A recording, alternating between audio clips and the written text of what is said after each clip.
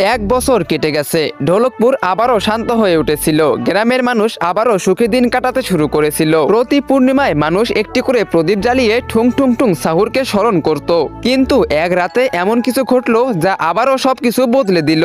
আবারও লাশ পাওয়া যেতে শুরু করলো। প্রতি দুদিন অন্তর কারো না কারো বাড়ির সামনে একটি করে কাটা লাশ পড়ে থাকতো। ভয়ে পুরো গ্রাম আবারও কাঁপতে শুরু করলো।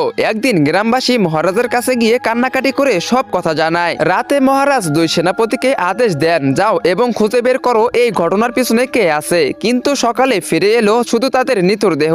একজনের মাথা নেই, অন্যজনের পা কাটা। মহারাজ বুঝে গেলেন ভয়ঙ্কর কিছু একটা ফিরে এসেছে, এমন কিছু যা শুধু মৃত্যুর খেলা খেলতেছে। তিনি দীর্ঘ শ্বাস ফেলে বললেন, এখন এই যুদ্ধের মুখোমুখি আমাকেই হতে হবে। সেই রাতে মহারাজ গোপনে গ্রামে আসেন এবং একটি গাছের আড়ালে নিজেকে লুকিয়ে রাখেন। কিন্তু যখনই রাত অনেক বেশি গভীর হয়ে যায়, ঠিক রাত 2:30 হঠাৎ চারিদিকে ধোঁয়া ছেয়ে যায় এবং সেই ধোঁয়ার ভিতর থেকে একটি অদ্ভুত আওয়াজ আসে। মহারাজ এটা দেখে কিছুই বুঝতে পারতেছিলেন না। তখনই ধোঁয়ার মাঝখান থেকে বেরিয়ে আসে একটি পুতুল, গোল গোল চোখ, জ্ঞানহীন এক হাসি, কিন্তু চেহারাটা যেন মৃত্যুর পরোয়ানা। পুতুলটি একটি বাড়ির দরজার কাছে গিয়ে শিশুদের মতো সুরে একটি গান গাইতে শুরু করে। আর সেই গান শুনে একজন লোক বাইরে বেরিয়ে আসে এবং মুহূর্তের মধ্যেই পুতুলটি তার মাথা চিবিয়ে খেয়ে ফেলে। লোকটি যন্ত্রণায় ছটফট করতে করতে মাটিতে লুটিয়ে পড়ে। মহারাজ এসব কিছু দেখে একটু ঘাবড়ে যান। তিনি বুঝতে পারেন এর সামনে যাওয়া মানে নিজের মৃত্যুকে নিজেই লেখা। পরের দিন সকালে গ্রামের মানুষ জড়ো হলে মহারাজ তাদেরকে বলেন, এটি আগের ভূতের চেয়েও বেশি ভয়ঙ্কর।